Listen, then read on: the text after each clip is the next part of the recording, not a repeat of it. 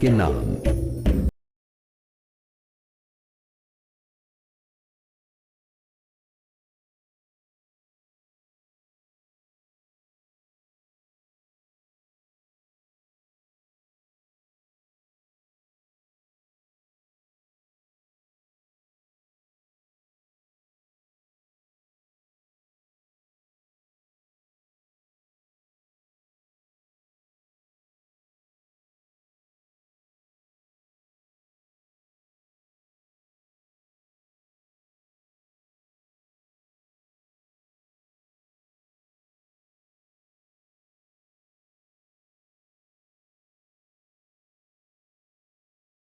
अल्हम्दुलिल्लाहि रब्बिल आलमीन वस्सलातु वस्सलामु अला अशरफिल अंबिया'i वल मुरसलीन व अला आलिहि व अस्हाबिहि अजमाइन व अला मन तबिअहुम बि इहसान इला यौमिद्दीन अम्मा बाद। प्रोग्राम बंदों के हुकूक की एक और कड़ी लेकर आज मैं आपकी खिदमत में हाजिर हूँ। आज का हमारा उन्वान है शागिर्दों के हुकूक। उस्ताद और शागिर्द का रिश्ता एक मुक़द्दस रिश्ता है। एक उस्ताद के इल्म को सही मानों में उसके शागिर्द ही ज़िंदा रखते हैं, और एक नाहिए से देखा जाए शागिर्द किसी भी उस्ताद के लिए रूहानी औलाद का दर्जा रखते हैं। जिस तरह हमारी अपनी औलाद दुनिया और आखिरत में हमारे काम आती है, शागिर्द भी दुनिया और आखिरत में किसी भी उस्ताद का ज़ख़ीरा होते हैं। बड़ा मुक़द्दस रिश्ता है।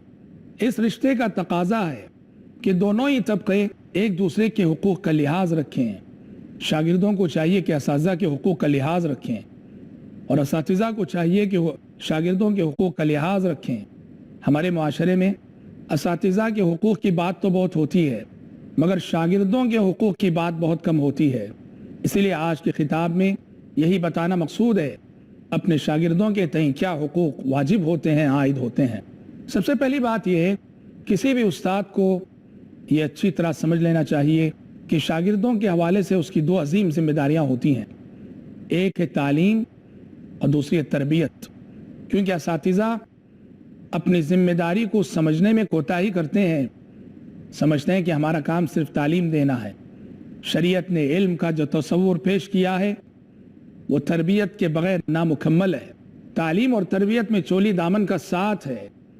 इसलिए उस्ताद की जिम्मेदारी, उस्ताद का फरीज़ा बनता है कि वो बैक वक्त अपने शागिर्दों को इल्म भी दे, उन्हें अखलाक भी दे, उनकी तरबियत भी करे, उन्हें अच्छा इंसान बनाए, मिसाली मोमिन बनाए, मिसाली तालिब इल्म बनाए। तालिब इल्म सुधरता है, बनता है तो उसका एजाज़ भी उस्ताद ही को जाता है, और तालिब इल्म बिगड़ता है तो उसका ज़िम्मेदार भी जो उस्ताद होता है। असातिज़ा अपने गलत रवैये के ज़रिए तलबा को बिगाड़ देते हैं। तालिब इल्म का एक हक़ ये भी बनता है, शागिर्दों का एक हक़ ये भी बनता है कि तमाम तलबा और तमाम शागिर्द ज़हानत के एतबार से एक दर्जे के नहीं होते हैं, एक रुतबे के नहीं होते हैं। फ़र्क़ मरातिब ज़रूर रहता है।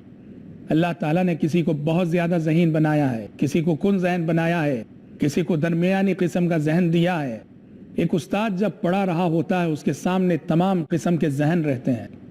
ऐसे में बहुत बड़ी गलती होगी उस्ताद की कि वो पढ़ाते हुए सिर्फ़ और सिर्फ उन तलबा से मुखातब हो जो कि आला जहन के मालिक हैं, ज़हीन तलबा, होशियार तलबा।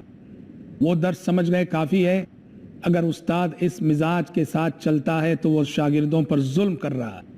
उस्ताद को अपनी तदरीस का अंदाज़ ऐसा रखना चाहिए कि क्लास का जो सबसे कमज़ोर तालिब इल्म है वो जिस अंदाज़े दर्स को समझ सकता है उस अंदाज़े दर्स को अपनाना चाहिए। अहादीस में इसकी एक मिसाल मिलती है।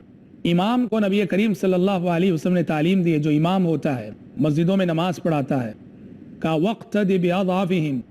इमाम को शरीयत ने इस बात का पाबंद किया है। उसके पीछे सैकड़ों लोग नमाज पढ़ते हैं।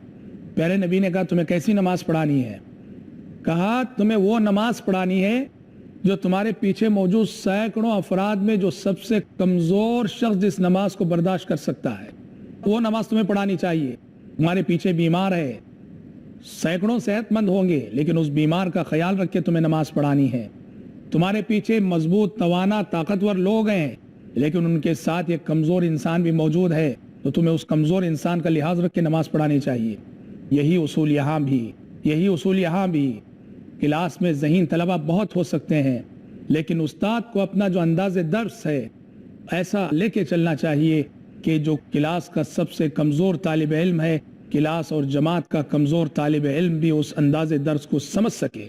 اور یہ بات یاد رہے، طالب علم کے حوصلے پست نہ کرے استاد، ناکارہ طالب علم کو بھی ناکارہ نہ کہے۔ اور اصل کمال تو استاد کا یہی ہے کہ جو طالب علم ناکارہ ہے اس کو کارآمد بنا کے دکھائے۔ حوصلے پست کرنا بہت غلط بات ہے۔ آپ ناکارہ طالب علم کی بھی حوصلہ افزائی کیجیے، وہ کارآمد بن جائے گا۔ اور اگر ایک اچھے طالب علم کی بھی حوصلہ شکنی کریں گے، ناکام ہو جائے گا۔ اور سچ کہیں، مدارس، جامعات، اسکولز اور کالجز کی زندگیاں بتاتی ہیں کہ کتنے طلباء ہیں، کتنے اسٹوڈنٹس ہیں، ان کی زندگی کے ساتھ کھلواڑ کیا ہے اساتذہ نے، ان کے حوصلے پست کر کے، انہیں ناکارہ قرار دے کر۔ یہ کوئی کمال نہیں کہ جو طالب علم ذہین ہے، فتین ہے، اعلیٰ قابلیت اور صلاحیت کا مالک ہے، ان کو بنا دینا کوئی کمال کی بات نہیں۔ کمال یہ ہے کہ جو نالائق اور ناکارہ طالب علم ہے اس کو آپ بنا کر دکھائیں، اس کو کہتے ہیں مثالی استاد۔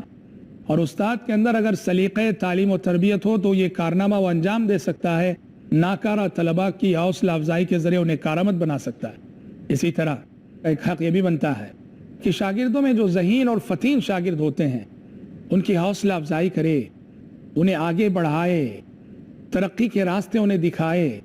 کیونکہ ہم دیکھتے ہیں کہ بہت سارے اساتذہ ایسے ہوتے ہیں کہ شاگردوں میں سے جو فتین اور ذہین ہوتے ہیں ان کے تعلق سے وہ اپنے دلوں میں حسد کا جذبہ رکھتے ہیں۔ یہ بہت غلط رویہ ہے، بہت غلط سلوک ہے۔ غیر ذمہ دار استاد ہے وہ جو اپنے ذہین طلباء سے جلتا ہے اور حسد کا جذبہ رکھتا ہے۔ ہونا تو یہ چاہیے حوصلہ افزائی کرے اور آگے بڑھائے۔ ابن عباس رضی اللہ تعالیٰ عنہ کم سن صحابی مگر علم کا سمندر، پیارے نبی صلی اللہ علیہ وسلم کی دعائیں ان کے ساتھ تھیں۔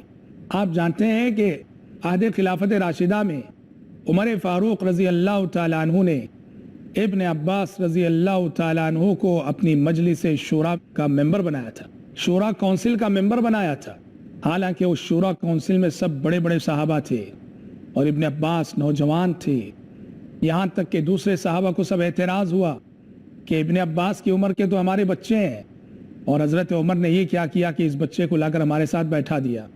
تو عمر فاروق رضی اللہ تعالیٰ عنہ نے یہ بتانے کے لیے کہ میں نے ابن عباس کو شورا کونسل میں کیوں شامل کیا ہے، ایک مرتبہ جب مجلس شورا جمی ہوئی تھی، بیٹھی ہوئی تھی، تمام سے سوال کیا کہ بتاؤ سورۃ النصر کا اصل پیغام اور میسج کیا ہے؟ اذا جاء نصر اللہ والفتح ورأيت الناس يدخلون في دين الله افواجا فسبح بحمد ربك واستغفر انه كان توابا۔ حضرت عمر نے لوگوں سے پوچھا بتاؤ اس کا پیغام کیا ہے؟ مجلس شورا کے تمام ارکان نے، تمام صحابہ نے کہا امیر المومنین، سورہ نصر میں اللہ کے نبی کو اس بات کا حکم دیا گیا ہے کہ جب اللہ کی مدد آ جائے، فتح و کامرانی آ جائے، لوگ فوج در فوج اسلام میں داخل ہونے لگیں، تو شکر گزاری کے طور پر آپ اللہ کی تسبیح کیجئے، اللہ کے حمد کیجئے، استغفار کیجئے، یہ حکم ہے۔ حضرت عمر نے کہا ٹھیک ہے۔ پھر ابن عباس سے کہا ابن عباس تم بتاؤ کہ سورۃ النصر کا حقیقی میسج اور پیغام کیا ہے؟ ابن عباس رضی اللہ عنہ نے کہا امیر المومنین، مجھے لگتا ہے کہ سورۃ النصر کا حقیقی میسج اور پیغام یہ ہے کہ اس سورت کے اندر نبی کریم صلی اللہ علیہ وسلم کی وفات کی پیشن گوئی کی گئی ہے کہ آپ صلی اللہ علیہ وسلم جس مقصد کے لیے بھیجے گئے تھے وہ مقصد پورا ہو چکا ہے اور آپ دنیا سے بہت جلد جانے والے ہیں۔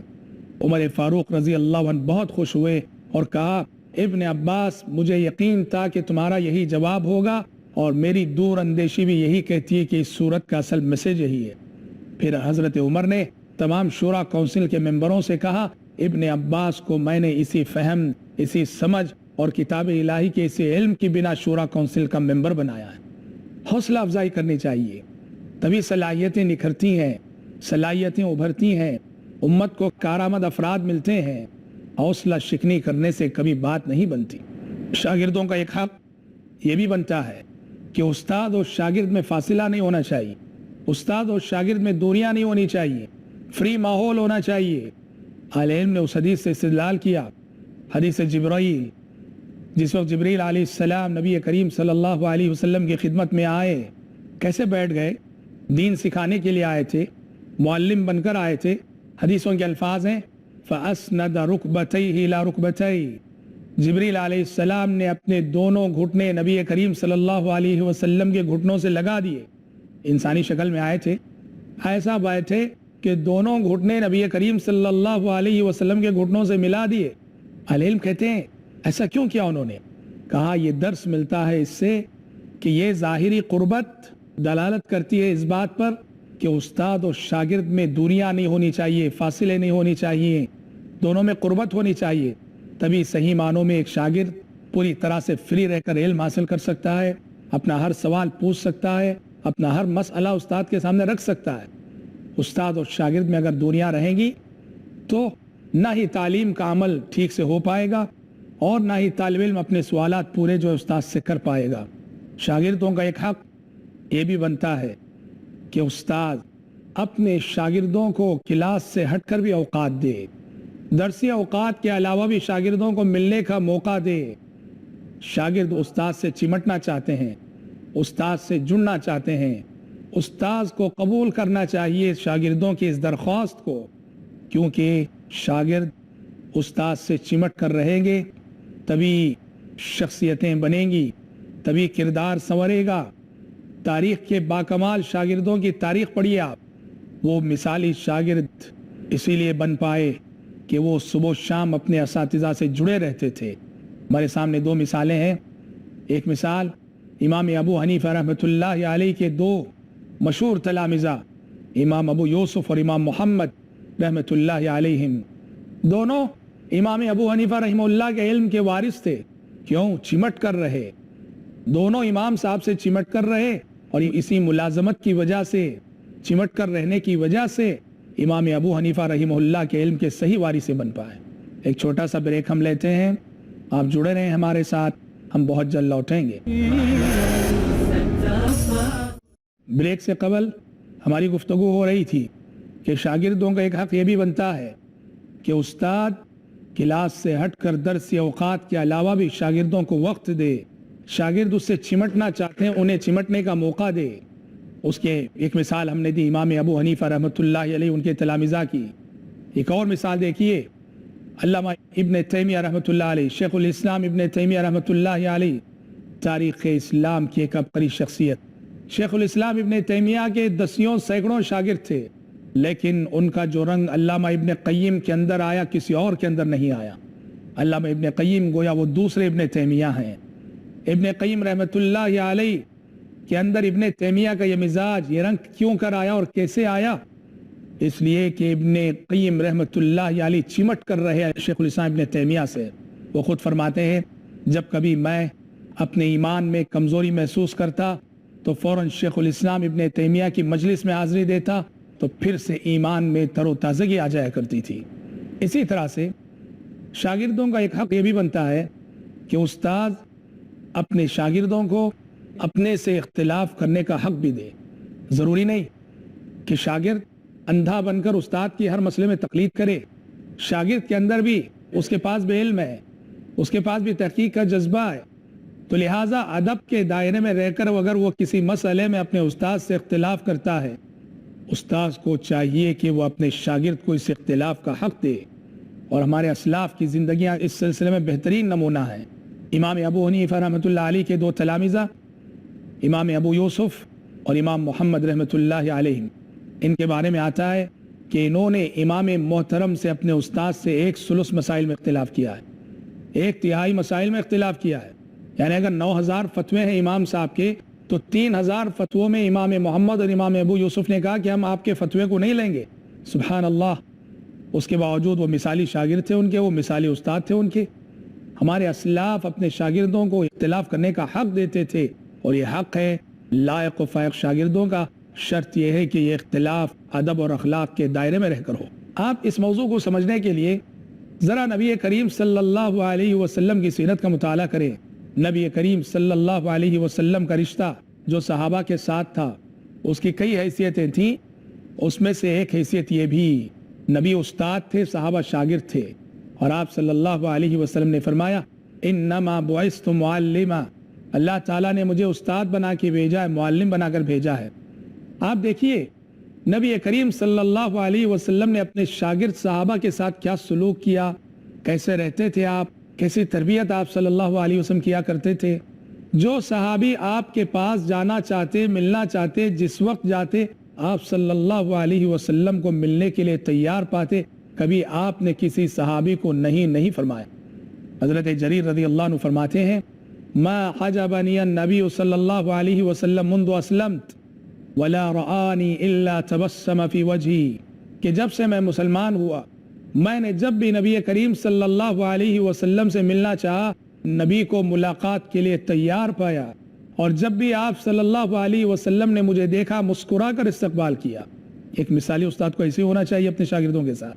اور پھر آپ صلی اللہ علیہ وسلم کی عادت تھی کوئی بھی بات آپ کہتے بسا اوقات اپنے جملے کو تین مرتبہ دہراتے، کیونکہ سامعین میں ذہنی اعتبار سے مختلف درجے رکھنے والے لوگ ہیں، تمام لوگ سمجھ سکیں تین مرتبہ آپ صلی اللہ علیہ وسلم دہرایا کرتے تھے۔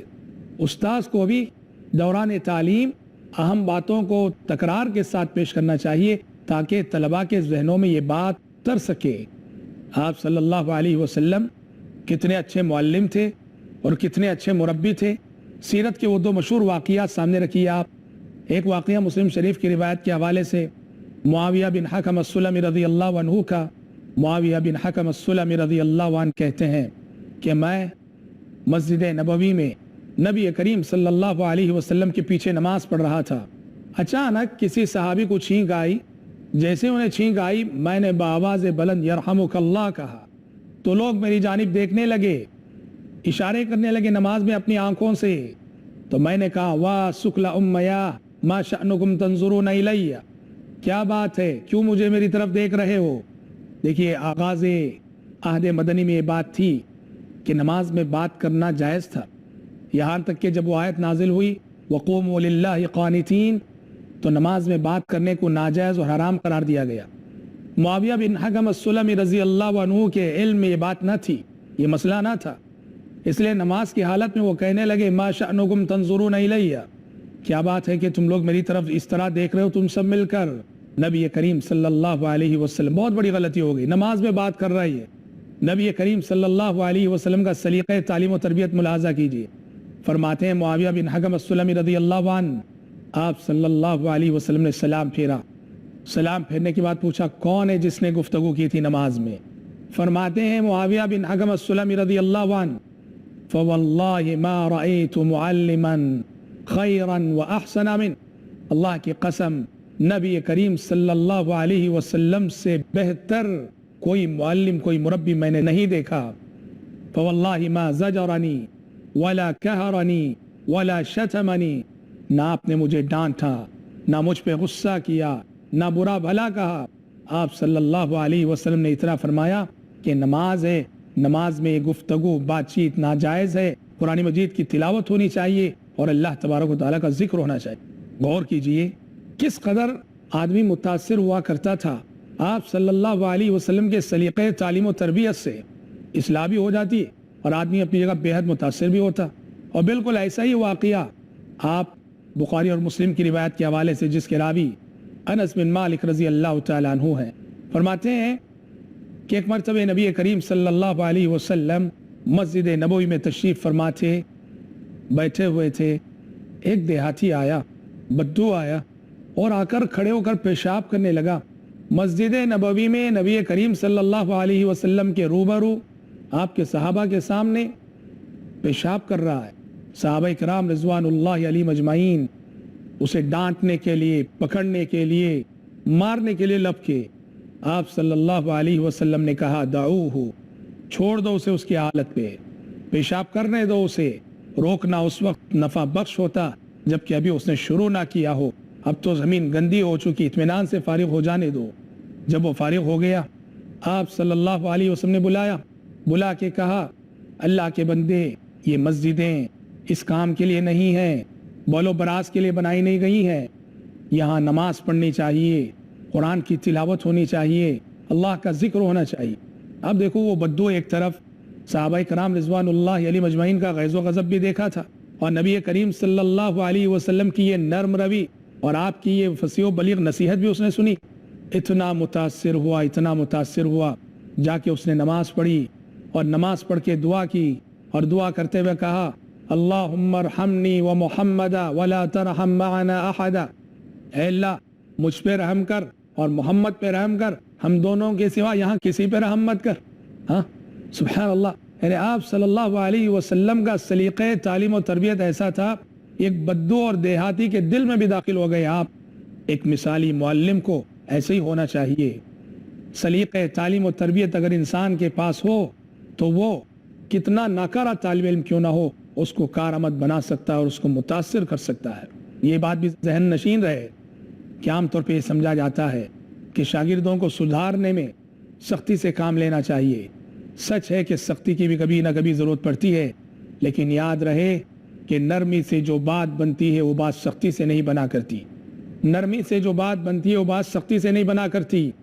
آپ صلی اللہ علیہ وسلم نے ایک حدیث میں فرمایا علیکم بالرفق فإن الرفق ما كان في شيء إلا زانه وما نزع من شيء إلا شانه، کہا کہ لوگوں نرمی کو لازم پکڑو، جس معاملے میں بھی نرمی ہوتی ہے وہ معاملے کو بہتر کرتی ہے، اور جس معاملے سے بھی نرمی کھینچ لی جاتی ہے وہ معاملہ عیبدار ہو جاتا ہے۔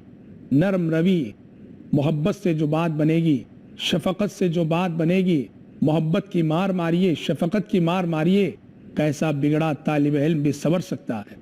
اسلامک یونیورسٹی مدینہ منورہ میں ہمارے اساتذہ نے ایک واقعہ سنایا تھا۔ اسلامک یونیورسٹی مدینہ منورہ میں افریقہ کے ایک طالب علم تھے، اسٹوڈنٹ تھے، بہت شریر۔ جامعہ میں کوئی شرارت ہو اور ان کا حصہ نہ ہو کہتے ہیں تصور نہیں کیا جا سکتا تھا۔